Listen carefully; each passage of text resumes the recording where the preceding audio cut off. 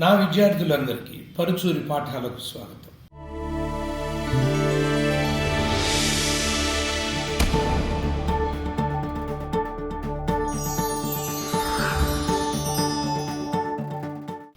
ఈ రోజున ఉప్పెన.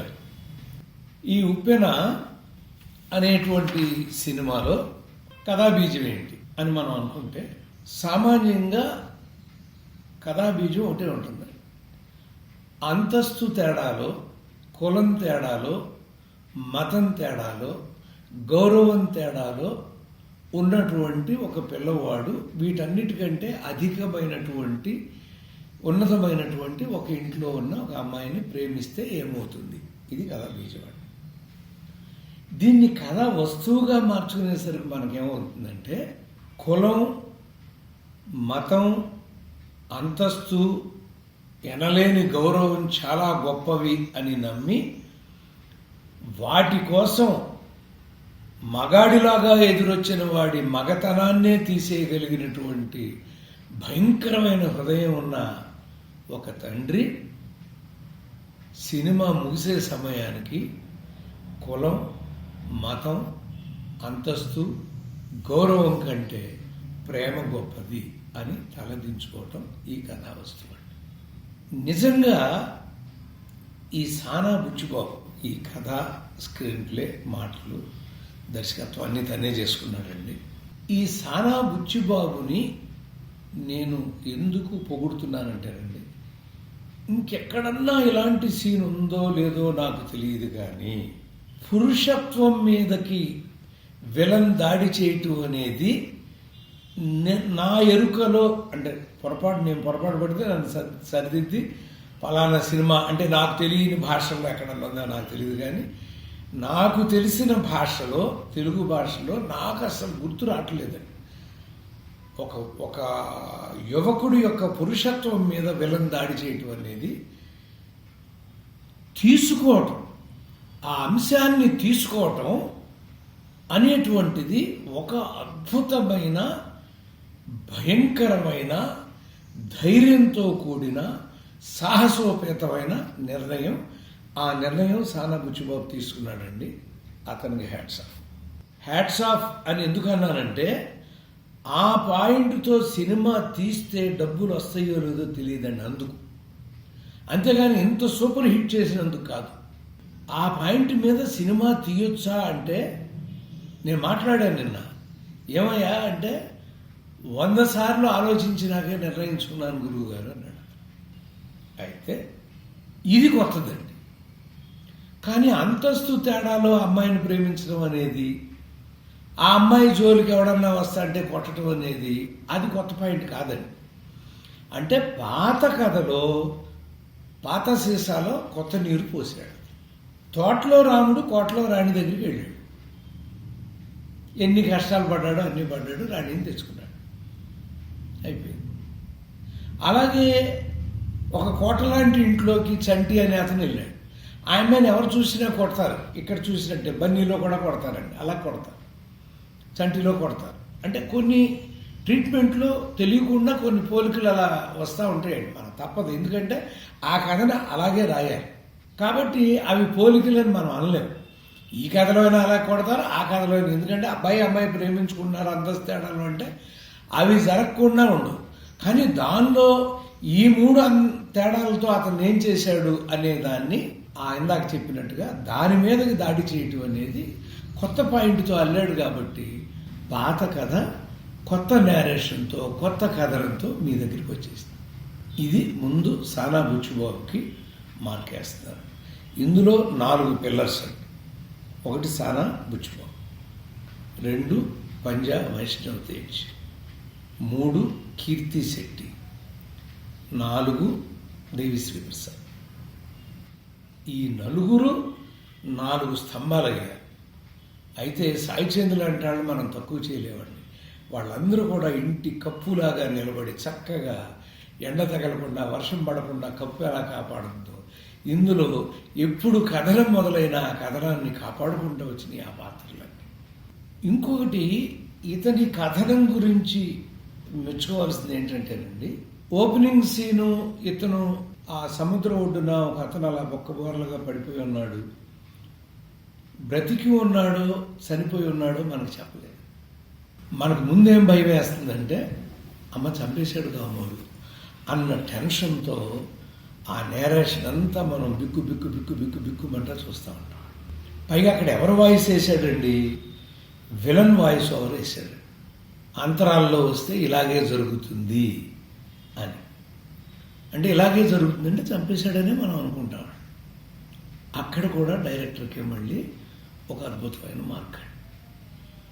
ఈ మార్క్ ఇచ్చిన తర్వాత కొంత భాగం ఏం చేశాడంటే కథాకాలంలో గడిచిపోయిన కథ చెప్పకుండా ఇప్పుడు రన్నింగ్ స్టోరీలో ఆ జమీందారు కూతురు ఇంట్లో లేదు, కానీ ఊళ్ళో గౌరవం ఎక్కడ పోతుందన్న భయంతో ఆమె కాలేజీకి వెళ్తున్నట్టు నటిస్తా, ఆమెకు అన్నం పెడుతున్నట్టు నటిస్తా, అన్నీ కూడా అలా చేస్తున్నటువంటి ఒక అంశాన్ని వేశాడు.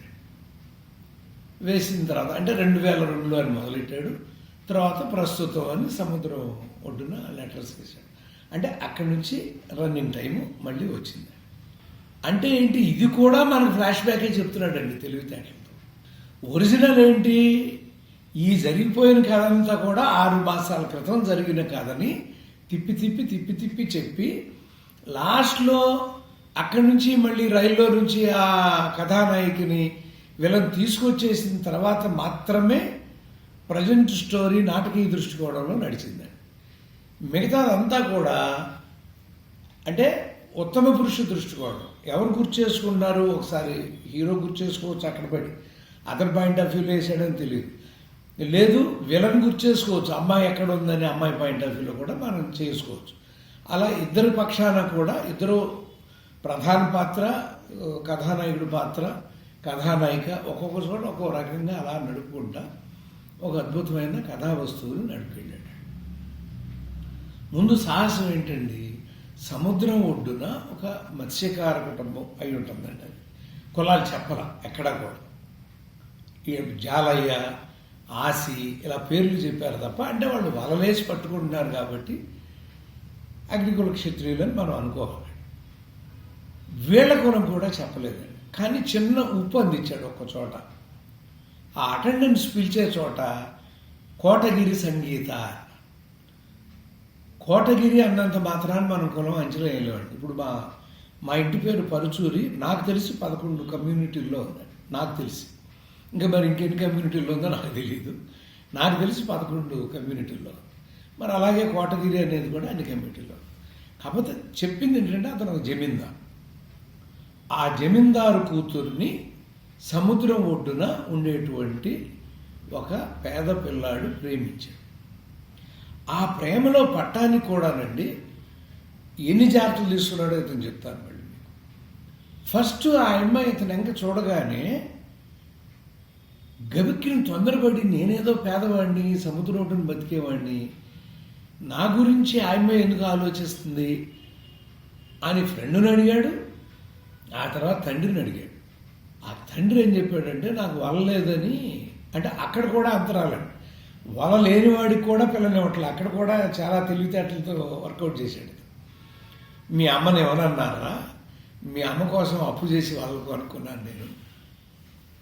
ఎందుకు నానా అంటే, మీ అమ్మ ఒక చూపు చూసిందిరా నా, ఇంకా వచ్చేస్తాంటేను ఆ చూపు నేను తట్టుకోలేక, అంటే ఆ చూపు మన వెంక చూస్తే వాళ్ళకి ఇష్టం ఉన్నట్టేనా నాన్న. అవునురా, అదే ఉద్బోధక పాత్ర అయ్యాడు తండ్రి. ఇతనికి ఉద్బోధక పాత్ర అయ్యాడు. ఒక అద్భుతమైనటువంటి ఉద్బోధక పాత్ర అయ్యి మెల్లగా ముందు చూసిన తర్వాత కొంచెం కొంచెం అంటే తెలియకుండా ఆ లవ్ను కూడానండి ఊరికే డెవలప్ చేయలేదు. ఎవరైతే మేనత్తు కొడుకున్నాడో ఒక ప్రత్యర్థి పాత్ర అండి అది. అంటే వీళ్ళ లవ్ డెవలప్ అవడానికి ఉద్బోధక పాత్రగా తండ్రి ఉపయోగపడితే, ప్రత్యర్థి పాత్రగా మేనత్త కొడుకు బస్సులోంచి బలవంతంగా ఈ అమ్మాయిని దింపబోతుంటే ఎవరినో కొడుతున్నటువంటి హీరో దెబ్బొచ్చాడు, మొహం బగిలి కింద పడిపోతే మళ్ళీ అప్పుడు ప్రేమగా చూస్తుంది. అంటే ఇంకో మార్కు ప్రేమకి పడింది. ఆ తర్వాత గోవిందు అని జమీందారు గారి అనుచరుడు, అతను క్యూలో ఈ పిల్లాడు నిలబడి ఉంటే లోపలికి వెళ్ళిపోతాడంటే బయటికి వెళ్ళండి ఏం మాడుతున్నారా అని కొట్టే అంత పని అతను చేస్తాడంటే కారులో వెళ్తున్నటువంటి హీరోయిన్ అలా అద్దం దింపి గోవిందు వెళ్ళి క్యూలో నిలబడ్డాడు. మళ్ళీ చూసుకున్నాను. అక్కడి నుంచి మాంటేజెస్లోకి వెళ్ళాడండి. అంటే కొంచెం ఆ ప్రేమ తెల్లారేసరి డెవలప్ అవ్వలేదని ఓ మాంటేజెస్లో దాన్ని డెవలప్ చేసుకుంటూ వెళ్ళాడండి. ఆ డెవలప్మెంట్కి ముందు ఇంకొక అద్భుతమైనది ఏం చేశాడంటే, అంటే నాకు ముందే అనుమానం వచ్చిందంటే ఆ డ్రైవరే కావాలని బస్సు ఆపాడేమో అనుకున్నా కానీ తర్వాత ఈ అమ్మాయి డబ్బులు ఇచ్చిన తర్వాత బస్సు అంటే సింగిల్గా మొత్తం 50 సీట్లకి ఒకే అమ్మాయిని పెట్టి బస్సులో పంపిస్తూ ఉంటాడు జమీందార్ గారు. బస్సు ఆగిపోయింది, తనకి ఏదో చాలా అవసరం కాలేజీకి వెళ్ళాలంటే ఆ టీవీఎస్ మీద తీసుకెళ్తా స్పీడ్ బ్రేకర్ దగ్గర, అంటే కొన్ని సినిమాల్లో వచ్చిన షాటే అది, అలా ఇదయ్యేసరికి ఇంకా కొంచెం రొమాంటిక్గా వెళ్ళిపోయి ఆ సాంగ్లోంచి అక్కడి నుంచి ఆ అమ్మాయిని దింపిన తర్వాత అంటే దగ్గర అయ్యారు ఇద్దరు తెలియకుండానే. ఎంతో అంటే తోటలో పిల్లాడు అంటే సముద్రం ఒడ్డు పిల్లాడు, జమీందారు మేడలో ఉన్నటువంటి అమ్మాయి, ఆ అమ్మాయిని కిందికి తీసుకువెళ్ళటం అనేటువంటి ఒక అద్భుతమైనటువంటి డెవలప్మెంట్ని తీసుకెళ్ళిపోయి ఆ తర్వాత బేబమ్మ అని పిలుస్తాడు. రే నాకు పేరు ఉందరా అని. సంగీత అంటే చూడండి, అతను సంగీత అనేది కూడా పిలవలేక సంత అని పిలుస్తాడు. విపరీతంగా నవ్వుంటారు థియేటర్ అంటే జనం అందరూ. అలా చేయటం అనేది. అలాగే ఇందులో ఇంకొక మీకు ఎప్పుడు నేను పాఠాల్లో చెప్తూ ఉంటానండి, గండము అని. గండము అంటే డ్రమటిక్ ఐరనీ అంటారు. ఇది ఏదో ప్రమాదం జరగబోతోంది వీళ్ళిద్దరి మధ్య అనేది ఆ ఫ్రెండ్ డైలాగులో మజ్ను కాదని గుర్తు చేస్తాడు. లైలా మజ్నుని కలవల, సలీం అనార్కలీలు కలవల. అయినా ఆ విషాదాంతాలు కూడా మోదాంతాల కంటే పెద్ద హిట్లు అయినాయండి. మీకు చెప్పాను నేను ఒకసారి. చరిత్ర వేరు, సృష్టింపబడిన కథ వేరు. మహాభారతం దుర్యోధనుడు చనిపోతాడని తెలుసు, ఎన్టీ రామారావు ఆ పాత్ర వేసిన చివరిలో చనిపోతాడని మీకు తెలుసు. రామాయణం సీతాదేవిని ఎత్తుపోతారు తీసుకొస్తారని మీకు తెలిసి చూస్తారు మీరు. అలాగే సలీం అనార్కలి చనిపోతారని తెలిసే చూస్తున్నారు, లైలా మజ్ను చనిపోతారని తెలిసే చూస్తున్నారు. కానీ క్రియేట్ చేసేప్పుడు వాళ్ళిద్దరూ చనిపోతే చూస్తారా? మరో చరిత్ర అప్పుడు మీకు మాట చెప్పాను. అక్కడ ఆయమే బయలుదేరింది, ఇక్కడ కమలాసన్ బయలుదేరాడు, మొత్తం లేచిపోయారు థియేటర్లో వచ్చి నేను తప్ప. వాళ్ళందరూ repeat audience. They don't want to see that last 5 minutes of the film. ఎంతవరకు సంతృప్తితో బయటికి వెళ్ళిపోతున్నారని చూడకూడదు. అలా ఒక ప్రమాదం ఏర్పడదు. ఆ ప్రమాదం ఏమన్నా ఇతను చేశాడా, ఎందుకు ఈ గండాన్ని క్రియేట్ చేశాడు అనేటువంటి అనుమానం వచ్చింది. అయితే ఎప్పుడైతే వాళ్ళ నాన్నగారిని చంపేశాడంటే సెకండ్ ప్లాట్ పాయింట్ వచ్చేసింది. ఫస్ట్ ప్లాట్ పాయింట్ లవ్లోకి వచ్చింది, ఇది ప్రేమ కథ కాబట్టి ఆ కథలో ఫ్యామిలీ కథ, అంతస్తులు ఇవన్నీ అంతర్భాగాలు అవుతాయి. తండ్రిని చంపడం ఇంకో ప్లాట్ పాయింట్ అయిపోయి తండ్రిని చంపినప్పుడు ఇతను కూడా కొట్టారండి. కొట్టినప్పుడు ఏం జరిగిందనేది దాచిపెట్టాడండి. అక్కడి నుంచి ఇతను వాళ్ళ నాన్న చంపడానికి వచ్చేసరికి ఈ అమ్మాయి ఆల్రెడీ ఇల్లు వదిలిపెట్టి పారిపోయిందని తెలిసి వెళ్ళి వెతుక్కుని ఆ అమ్మాయిని తీసుకుని వెళ్ళి అక్కడ కథ పడుతుందండి. బట్ పడాలి, పడకపోతే సినిమా అయిపోదు. కేవీ రెడ్డి గారి స్కూల్ అని చెప్పాను మీకు. కథని పడేసి లేపటం అనేది కేవీ రెడ్డి స్కూల్ అండి. ఆ కేవీ అంటే ఫస్ట్ టైమర్ ఇతను. ఫస్ట్ టైమర్ అయ్యుండి కూడా అంత కేవీ రెడ్డి స్కూల్ని ఫాలో అవుతా దగ్గర అవడం, ఆ అమ్మాయిని ఎక్కడో పెట్టేసేయాలని చూస్తాడు. ఎందుకు ఇలా చేస్తున్నాడు, భయపడుతున్నాడా ఏంటి అనేది మనకు తెలియకుండా ఆ అమ్మాయి తిరిగి వచ్చినాక, పిచ్చిదానా నీకు తెలీదు, ఆ రోజున నేను వాడిని చంపకుండా ఎందుకు వదిలేశారంటే ఏ మగతనాన్ని చూసి నువ్వు వాడిని ప్రేమించావో ఆ మగతనమే వాడికి లేకుండా చేశాను అని చెప్పటం అనేటువంటిది ఒక భయంకరమైన నిజం. ఇక్కడ గుండె లటక్కమంటుంది ఆడిటోరియానికి. సో ఈ అమ్మాయి అతన్ని కోరుకో అంటే మగవాడిలో మగతనం పురుషత్వంలోనే ఉండదు, నరాల్లోనూ ఉంటుంది. ఒక కుటుంబాన్ని కాపాడుకోవటంలో, ఒక సంసారాన్ని కాపాడుకోవటంలో, ఒక సమాజాన్ని కాపాడుకోవటంలో కూడా మగతనం కనపడుతుంది. ఆడు మగాడ్రా అంటూ ఉంటారు. వాడు మగాడ్రా అని ఎందుకు అన్నారంటే అక్కడ అతను ఏదో భార్యతో చేసే కాపరాన్ని గురించి వాడే మాట కాదండి అది. అతను ధైర్యంగా ఎదిరించి ఏమి సాధించాడు. పాతాళభైరవిలో ఎన్టీ రామారావు మగాడు. అయితే అక్కడ అన్నీ కూడా చంటి కానివ్వండి, పాతాళభైరవి కానివ్వండి, బన్నీ కానివ్వండి, మనసంతా నువ్వే కావండి, అన్నిట్లోనూ హీరో హీరోయిన్లు సక్రమంగా కలిశారు. ఇక్కడ ఒక చిన్న బాధాతప్త హృదయంతో కలిశారు. ఏమైనా వైష్ణవ్ తేజ్ మామూలుగా నటించలేదండి. మీకు అప్పుడు ఎప్పుడో చెప్పాను నేను, సాయి ధర్మ తేజ్కి చిరంజీవి గారి బాడీ లాంగ్వేజ్ ఇతను అంత చూపించలేదు, కానీ ఆ కళ్ళల్లో చాలా క్లియర్గా చిరంజీవి గారి కళ్ళే వచ్చినాయండి అన్నదమ్ములిద్దరికీ కూడా. మేనమామ పోలికలు అనేది నేను చండశాస్త్రుడప్పుడు శారద గారికి మళ్ళీ మీరే పుడతారండి అక్కడంటే, తండ్రి పెదనాన్న ఇట్లా పోలికలు ఉంటాయి కానీ మేనమామ పోలికలు అంటే ఉంటాయి సార్, మేనమామ పోలికలు చాలామందికి వస్తాయండి అని అన్నగారికి చెప్పాను నేను. సరే అయితే రాయండి ధైర్యంగా. అదే మేనమామ పోలికలు ఈ వైష్ణవ్ తేజ్ కూడా వచ్చినాయి. వైష్ణవ్ తేజ్ నువ్వు ఫస్ట్ టైమర్, కీర్తి శెట్టి ఫస్ట్ టైమర్, సానా బుచ్చిబాబు ఫస్ట్ టైమర్. ముగ్గురు మొదటిసారి చేసిన ఈ ప్రయోగం అద్భుతమైన విజయాన్ని చూసింది. నెట్ఫ్లిక్స్ వాడు తీసుకెళ్ళారు, హిందీ వాడు కొనుక్కున్నారు, స్టార్మా వాడు కొనుక్కుంటున్నారు. అంటే ఎంత బాగుంటే అంత చిన్న సినిమాని టక్ కొనుక్కుంటారండి మైత్రి మూవీ మేకర్స్. అన్నిటికంటే ముఖ్యం ఏంటంటే సుకుమార్కి ఇతడు శిష్యుడు. ఆర్యా 2, 100% లవ్, ఈ సినిమాలన్నింటిలోనే ఈ పిల్లాడు ఉన్నాడు.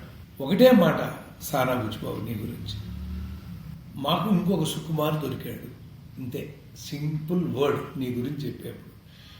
సుకుమారు కథాకథనాలు ఎంత బాగుంటాయో కొంచెం రంగస్థలం పద్ధతిలో ఆ విలేజ్ డ్రామాని నువ్వు తీసుకున్నావు అద్భుతంగా. తీసుకుని గురువులాగా తీయలేదు, నువ్వు నీలాగానే తీసావు, అద్భుతంగా తీసావు.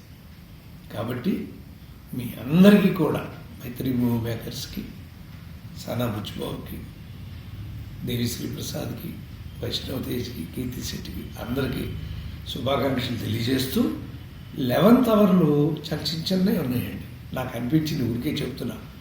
బహుశా అతను అన్నాడు కాబట్టి 100 రకాలుగా ఆలోచించాను గురువు గారని, అందులో ఇది కూడా ఆలోచించే ఉంటాడు, ఆలోచించకుండా మాత్రం ఉండడు.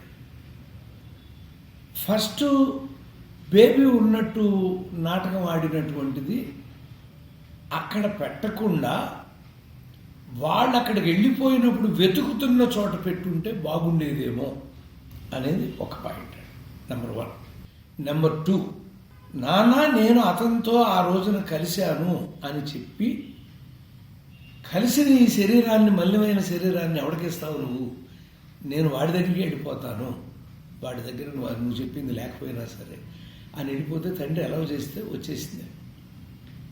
కానీ నాకేమనిపించిందంటే అక్కడ ఒక పుణ్యక్షేత్రంలో వాళ్ళిద్దరూ పెళ్లి చేసుకుందాం అనుకున్నారు. అతన్ని కలిసినాక సముద్రం ఒడ్డున ఎండ్ చేయకుండా ఆ పుణ్యక్షేత్రంలో ఇతను ఎన్నోసార్లు అడిగింది ఆమె తాళికట్టారు. ఆ తాళిని అక్కడ కట్టించినాక బయటకు వచ్చి ఇద్దరు ప్రసాదం తింటానప్పుడు ఒక మాట చెప్పింది, మా నాన్నకి నువ్వు కలిసిన మాట చెప్పాను అంటే చేపలు కలిసే రోజు అని చెప్పి ఆ రోజున పడవలో ఇద్దరు ఉంటారు మీకు కాసి, ఆ రోజు నువ్వు నాకు కలిసావు, నీ పురుషత్వం మీద దెబ్బ కొట్టుండొచ్చు మా నాన్న, కానీ నా కడుపులో ఆల్రెడీ నీ బిడ్డ పెరుగుతున్నాడు. అప్పుడు 6 నెలలు అంటే తెలిసిపోతుందండి. కాబట్టి 3 నెలల తర్వాత దొరికారు అన్నట్టుగా పెడితే కరెక్ట్గా 3వ మాసానికి తెలిసిపోతుంది గర్భం వచ్చింది అనేటువంటిది వీళ్ళకి, ఆడవాళ్ళకి. 6వ నెల అయితే బయట వాళ్ళకి కూడా తెలిసిపోతుంది. కాబట్టి దాన్ని 6 నెలలు కాకుండా 3 నెలలు చేసి నీ బిడ్డ నా పెరుగుతున్నాడు, ఆ పుట్టేవాడు కొడుకే అనుకుంటున్నాను నేను, మీ నాన్న పేరే పెడదాము ఆ బిడ్డకి అని ఒకవేళ ముగించి ఉంటే ఇప్పుడు చేసిన దానికంటే ఎక్కువ చేసేదా, ఈ ఎండింగే నచ్చిందా? నేను ఎప్పుడు చెప్తాను మీకు, పర్మిటేషన్స్ అండ్ కాంబినేషన్స్ ఇలా కూడా చెయ్యొచ్చు వీటిని అనేటువంటి ఇది. అలాగే కిందసారి ఎప్పుడో చెప్పినప్పుడు విజయ్ సేతుపతి గురించి చెప్పాను. ఇక్కడ అతను చివరిలో మారాడు కాబట్టి అతని మార్కులు కూడా వచ్చి ఆయన వాడు తలుచుకుంటే చంపేయచ్చు. ఇప్పుడు వాడి మగతనం తీస్తే నేను భయపడతావు అనుకున్నానే, వాడు బతుకుంటేనే అనుకుంటే చంపేస్తానంటే అప్పుడు అతను చంపితే అమ్మాయి చచ్చిపోయేది, ఇద్దరు లైలా మజ్ను సలీం అనార్కలి అయిపోయి ఉండేది. అలా వెళ్ళాల, పాజిటివ్ ఎండింగే ఇచ్చాడు. ఆ పాజిటివ్ ఎండింగ్లో ఒక చిన్న హోప్తో ఫస్ట్ టైం కలిసినప్పుడే నాకు గర్వం వచ్చింది, ఈ ఒక్కటి మా నాన్న దగ్గర దాచి నీ దగ్గరికి వచ్చేసాను అని పూరి జగన్నాథ్ అక్కడ ఆలయంలో కనుక చెప్పి ఉంటే ఇంకా బాగుండేది అని అనిపించింది. అలాగే ఒక పాత్రను సృష్టించాడు, వీళ్ళ పక్కన ఒక అమ్మాయిని సృష్టించి ఆ అమ్మాయితో ఏమన్నా పెడతారనుకున్నాడు కానీ అది వద్దనుకున్నాడు. బట్ సానా బుచ్చిబాబు, కంగ్రాచులేషన్స్. మొదటి ప్రయత్నం ఇంత అద్భుతంగా రావటం అనేది నీ అదృష్టం అని నేను అన్నాను. నీ కృషి, నీ శ్రమ. అలాగే వైష్ణవ్ తేజ్ ఫస్ట్ ఫిలిము ఇంత హిట్ అయిందంటే సెకండ్ ఫిలిం చాలా ఎక్స్పెక్ట్ చేస్తారు. జాగ్రత్త. దేవిశ్రీ ప్రసాద్, నువ్వు అంత పెద్దవాడివి, అంత చిన్న పిల్లల్ని నిన్ను అడిగినప్పుడు వాళ్ళ కోసం వచ్చి ఈ సినిమా చేసి పెట్టినందుకు నీకు ధన్యవాదాలు తెలియజేస్తూ, ఉప్పెనను ఆదరించిన, కలెక్షన్ను ఉప్పెనతో గౌరవించిన ప్రేక్షక మహాశయులందరికీ నమస్కారం తెలియజేస్తూ సెలవు.